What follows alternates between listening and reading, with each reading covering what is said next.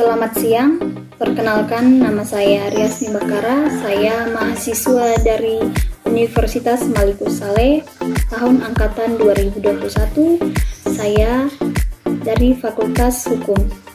Adanya saya di sini, saya akan mencoba menerangkan dan menjelaskan tentang apa saja yang saya ketahui dan untuk menjawab pertanyaan dan soal-soalan dari dosen mata kuliah Hukum Perdata. Baiklah, saya akan mulai. Yang pertama dengan soalan, jelaskan istilah pengertian hukum perdata. Istilah hukum perdata berasal dari bahasa Belanda, yakni Burgerlijk, atau dikenal sebagai hukum privat. Hukum perdata adalah ketentuan-ketentuan yang mengatur hak dan kewajiban tentang hubungan orang yang satu dengan yang lain, seperti keluarga dan masyarakat. Soal yang kedua ialah jelaskan subjek dan objek hukum perdata. Subjek hukum perdata adalah pembawa hak di dalam hukum, yakni ada dua. Yang pertama manusia, yang kedua adalah badan hukum. Objek hukum perdata adalah segala sesuatu yang berguna bagi subjek hukum, seperti harta benda yang bisa dimiliki dan memiliki nilai ekonomis. Soal yang ketiga, apa yang dimaksud dengan asas konkordansi? Jadi, asas konkordansi adalah asas yang melandasi diberlakukannya hukum Eropa atau hukum di negeri Belanda pada masa itu untuk diberlakukan juga kepada golongan Eropa yang ada di Hindia Belanda atau Indonesia pada masa itu. Dengan kata lain, pemberlakuan hukum yang sama di dalam negara jajahan yang fungsinya atau tujuannya untuk menghindari kekosongan hukum pada masa penjajahan tersebut. Berikutnya ada soalan, apa yang dimaksud dengan pluralisme hukum dan unifikasi hukum?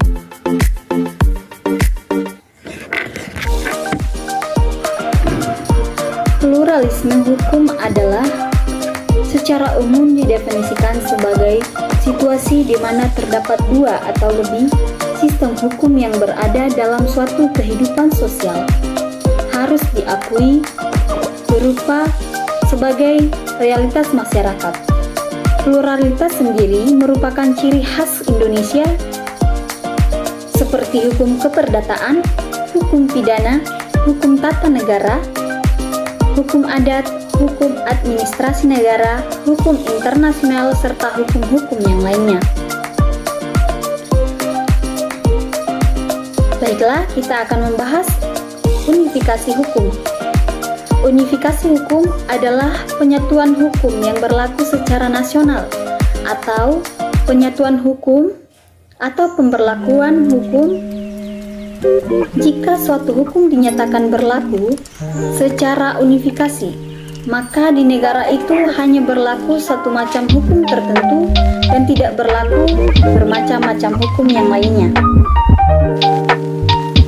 Soalan yang kelima dengan soal jelaskan penyebab terjadinya pluralisme dalam hukum perdata Indonesia. Adapun faktor yang menyebabkan terjadinya pluralisme dalam hukum perdata di Indonesia adalah faktor golongan penduduk, di mana setelah proklamasi kemerdekaan sejak berlakunya Undang-Undang Darurat Nomor 1 Tahun 1951, ketentuan pasal 153 ISJO pasal 75 RR secara formal tidak berlaku lagi. Soal berikutnya dengan soal jelaskan tentang kewenangan berbuat dan siapa saja yang mempunyai wewenang berbuat. Baiklah, kewenangan berbuat adalah hak publik yang diberikan oleh kodrat yang diukur dari beberapa faktor. Yang pertama umur, kesehatan, perilaku, memenuhi syarat hukum yakni cakap hukum, diakui hukum, atau dengan kata lain adalah orang yang dewasa dan akal sehat pikirannya serta tidak dilarang oleh suatu undang-undang. Soalan berikutnya, sebutkan dan jelaskan siapa saja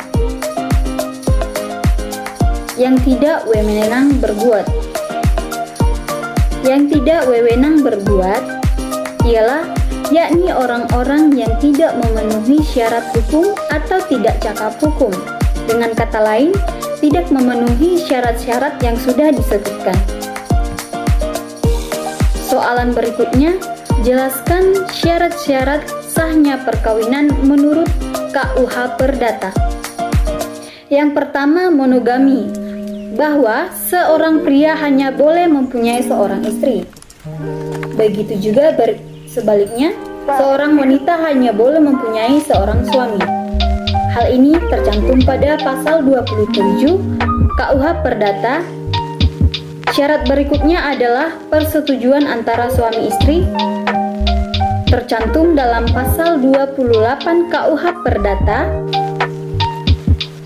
Dan berikutnya, syarat ketiga terpenuhinya umur minimal atau batas umur minimal, yakni ini menghindari pernikahan dini atau pernikahan di bawah umur. Soal berikutnya, apa yang dimaksud dengan pemisahan harta kekayaan? Baiklah, berdasarkan kitab Undang-Undang Hukum Perdata maupun Undang-Undang Perkawinan, perjanjian pisah harta merupakan suatu perjanjian mengenai harta benda suami istri selama perkawinan mereka. Berdasarkan ketentuan pasal 29 Undang-Undang Perkawinan, perjanjian pisah harta hanya dapat dibuat sebelum dilangsungkannya perkawinan. Soal berikutnya, apa yang dimaksud dengan perwalian? Perwalian adalah pengawasan terhadap anak di bawah umur yang tidak berada di bawah kekuasaan orang tua serta pengurusan benda atau kekayaan anak tersebut sebagaimana diatur oleh undang-undang. Baiklah, kita sudah sampai pada soalan terakhir. Dengan soal, jelaskan apa yang dimaksud dengan kuretel dan siapa saja yang dapat ditempatkan di bawah kuretel tersebut. Kuretel atau pengempuan dikenal sebagai keadaan di mana seorang karena sifat-sifat pribadinya dianggap tidak cakap atau tidak di dalam segala hal cakap untuk bertindak di dalam lalu lintas hukum.